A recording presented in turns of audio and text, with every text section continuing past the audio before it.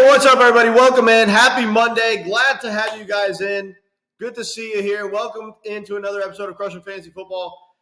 We are going to be talking about buy low players today. Now, these are guys that had a bad week one, but it doesn't mean that they're going to be bad for the rest of the season. We're going to take advantage of the week one overreactions, and we're going to buy low on these guys that are going to be potential league winners. So I'm going to start right here with the first buy low target on my list, and that's Marvin Harrison Jr. Now, this is a guy who came out and barely saw any action whatsoever. The dude only had 3 targets, 1 catch for 4 yards. Had an absolutely terrible rookie debut. That being said, we know how good this guy is. The dude is an elite talent. He's going to be a great wide receiver in the NFL. Chalk it up to week one. I don't know what was going on in Arizona, but Kyler Murray just wasn't looking his way often enough. It was a run-heavy attack. The game plan was to run the football. And, I mean, it worked for a while. The Cardinals were able to put up some points, but look for them to target Marvin Harrison Jr. a lot more going forward. It's like this with rookies a lot of times. Their first 3 or 4 games, they just don't really get the workload yet. And, you know, the coaches want them to kind of get integrated into the offense at game speed before they really start feeding them. I would have fed Marvin Harrison Jr. right out of the gate. Call me crazy, but maybe they want to wait a little bit to really get him going. Either way, he's going to be a massive league winner down the stretch. Right now, you can get him for a ham sandwich. You can get him for a guy that you drafted around 5 or 6 that went off, and you drafted him in round 2, and you can steal him in the trade market right now. Next player on my list is going to be Dalton Coates. Now, this is a guy who had yet another terrible week one, 1 reception for 11 yards. I still think that he's going to be the main target hog in a Josh Allen-led offense. So with that being said, I think that we're going to want to siphon Dalton Coates off other people's rosters right now. I still think he's going to be the main pass catcher in Buffalo. This is an offense that can put up a lot of points, and they don't need Stephon Diggs to be an elite offense. They're led by Josh Allen, one of the better quarterbacks in the NFL, very good for supporting wide receiver ones and tight end ones. Dalton Coates is going to be a tight end 1 this season, and right now you could get him for nothing.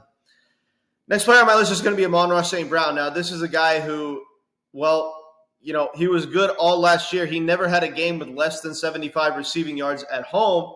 And now he comes out this year and just puts up a complete dud in week one. Jameson Williams looks like he was the guy.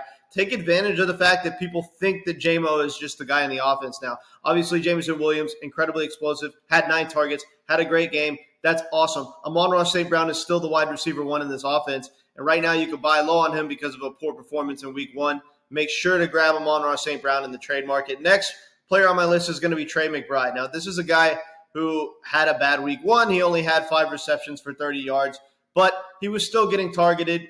And again, it was a run-heavy attack for Arizona. I don't think it's necessarily going to be like that every week. They're going to have to open up the passing game at some point if they want to win games. Trey McBride should bounce back just like his teammate Marvin Harrison Jr. Next player on my list is going to be Christian Watson. Now, this is a guy who, well, you know, obviously great athletic intangibles, 6'5", 4.3 40 time, got totally overshadowed by Jayden Reed in week 1. I still think that there's going to be weeks where Christian Watson is the one making the big plays downfield. He's got that downfield speed and ability to get open downfield just like Jayden Reed does. I think Jayden Reed is the main weapon in this offense at the wide receiver position, but I still think that Christian Watson is going to have plenty of big weeks. We're buying Christian Watson on the thought that Jayden Reed is the only wide receiver that's going to explode in this offense, when in all reality, Christian Watson is going to have plenty of big weeks of his own. Next player on my list is going to be Travis Kelce. Now, people are probably thinking, hey, you know, Travis Kelce busted in week 1, right? What's going on? Is it all about the wide receivers in this offense now? Is it all about Rashee Rice? I can tell you right now that's not the case. Travis Kelce is still going to get plenty of work in this offense. Look for him to bounce back in a significant way. He is an elite pass-catching tight end in a Pat Mahomes-led offense. He had a bad week 1. If you can buy low on him, it's going to be harder to get him than most players on this list. But if you can buy low on him, go ahead and do that. He's going to be a smash play going forward. Next and final player on my list is going to be Amari Cooper. Amari Cooper had a terrible week 1. If you watch the Browns-Cowboys game, a lot of what was going on was because the Cowboys pass rush kept disrupting the Browns passing game, and Deshaun Watson just had absolutely no time to pass, so he wasn't really able to connect with Amari Cooper.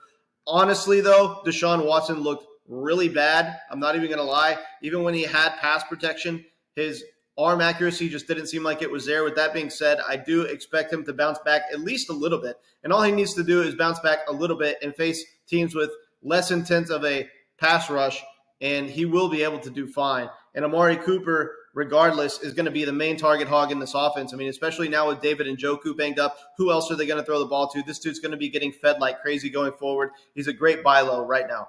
All right, guys, those are my buy low trade targets. Appreciate you tuning in. Catch you later.